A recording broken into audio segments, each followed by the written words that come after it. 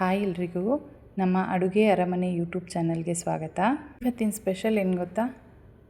ಮಸ್ಸೊಪ್ಪು ಅಥವಾ ಸೊಪ್ಪು ಸಾರು. ಇದನ್ನು ನಾನು ಹೆಸರು ಕಾಳು, ತೊಗರಿಬೇಳೆ ಮತ್ತು ಚಕ್ಕೋತ ಸೊಪ್ಪನ್ನು ಬಳಸ್ಕೊಂಡು ಮಾಡ್ತಾಯಿದ್ದೀನಿ.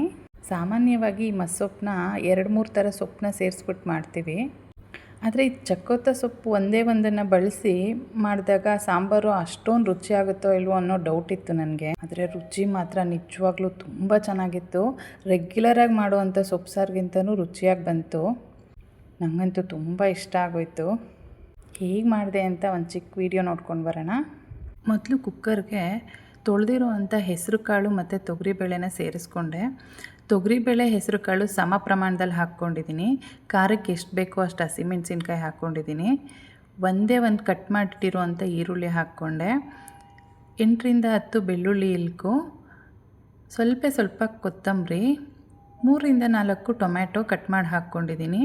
ಸ್ವಲ್ಪ ಅರಿಶಿನ ಪುಡಿ, ಚೂರು ಹುಣಸೆ ಹಣ್ಣು, ರುಚಿಗೆ ಎಷ್ಟು ಬೇಕೋ ಅಷ್ಟು ಉಪ್ಪು. ಇದೆಲ್ಲ ಹಾಕ್ಕೊಂಡ್ಮೇಲೆ ಬೇಳೆ ಮುಳುಗುವಷ್ಟು ನೀರು ಹಾಕ್ಕೊಂಡ್ರೆ ಸಾಕಾಗುತ್ತೆ. ಈಗ ಇದ್ರ ಜೊತೆ ಬಿಡಿಸಿ ತೊಳೆದಿಟ್ಕೊಂಡಿರೋಂಥ ಚಕ್ಕೋತ ಸೊಪ್ಪನ್ನ ಸೇರಿಸ್ಕೊಂಡಿದ್ದೀನಿ. ನಾನೊಂದು 2 ಕಟ್ಟಷ್ಟು ಸೊಪ್ಪನ್ನ ಬಳಸಿದ್ದೀನಿ ಇಲ್ಲಿ. ಇದು ಒಂದು 5 ಜನಕ್ಕಾಗೋಷ್ಟು ಸಾಂಬಾರು ಆಗುತ್ತೆ. ನಿಮಗೆ ಸ್ವಲ್ಪ ಸಾಂಬಾರು ಜಾಸ್ತಿ ಬೇಕು ಅಂದರೆ ಸೊಪ್ಪು ಬೇಳೆ ಪ್ರಮಾಣನ ಜಾಸ್ತಿ ಮಾಡ್ಕೋಬೇಕು. ಈಗ ಕುಕ್ಕರ್ ಲಿಡ್ ಮುಚ್ಚಿ ವಿಷಲ್ ಹಾಕಿ 3-4 ವಿಷಲ್ ಕೂಗಿಸ್ಕೋಬೇಕು. ಬೇಕು ಅಂದರೆ ಒಂದು ಎಕ್ಸ್ಟ್ರಾ ಕೂಗಿಸ್ಕೋಬಹುದು. ಏಕೆಂದರೆ ಹೆಸರು ಕಾಳು ಒಣ ಕಾಳು ಹಾಕಿರೋದ್ರಿಂದ ಒಂದು ಎಕ್ಸ್ಟ್ರಾ ವಿಷಲ್ ಬಂದರೂ ಏನು ಪ್ರಾಬ್ಲಮ್ ಇಲ್ಲ. ಕುಕ್ಕರಲ್ಲಿ ಪ್ರೆಷರೆಲ್ಲ ಹೋದ್ಮೇಲೆ ಒಂದು ಮಸ್ಕೋಲ್ ತೊಗೊಂಡು ನೀಟಾಗಿ ಅದು ಸೊಪ್ಪೆಲ್ಲ ಮ್ಯಾಶ್ ಆಗೋ ಹಂಗೆ ಅದನ್ನು ಮಸ್ಕೋಬೇಕು. ಕೆಲವರೆಲ್ಲ ಮಿಕ್ಸಿಗೆ ಹಾಕಿ ರುಬ್ಕೊಂಡ್ಬಿಡ್ತಾರೆ, ಬಟ್ ಎಲ್ಲ ಸೊಪ್ಪೆಲ್ಲ ನುಣ್ಣಗಾಗ್ಬಿಡುತ್ತೆ, ಅಷ್ಟೊಂದು ಚೆನ್ನಾಗಿರಲ್ಲ. ಮಸ್ಕೋಲಲ್ಲಿ ಸ್ವಲ್ಪ ಟೈಮ್ ತೊಗೊಂಡ್ರು ಮಸ್ಕೋಲಲ್ಲಿ ಮಸಿದ್ರೆ ಚೆನ್ನಾಗಿರುತ್ತೆ.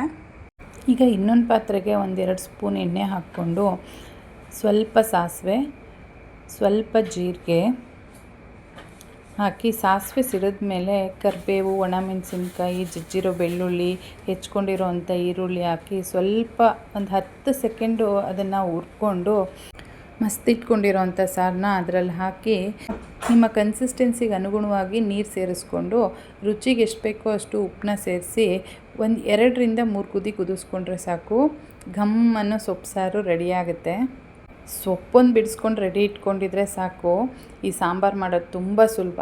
ಬಿಗಿನರ್ಸು, ಬ್ಯಾಚುಲರ್ಸ್ ಕೂಡ ಇದನ್ನು ಈಸಿಯಾಗಿ ಮಾಡ್ಕೋಬೋದು.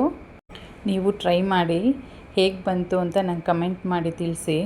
ಮತ್ತು ಇನ್ನೊಂದು ಟಿಪ್ ಇದೆ, ಏನು ಅಂದರೆ ಸೊಪ್ಪು ಸಾಂಬಾರುಗಳಿಗೆ ನೀವು ಹೆಸರು ಕಾಳನ್ನ ಸೇರಿಸ್ಕೊಳ್ಳೋದ್ರಿಂದ ಸೊಪ್ಪು ಸಾರಿನ ರುಚಿ ತುಂಬ ಹೆಚ್ಚಾಗುತ್ತೆ.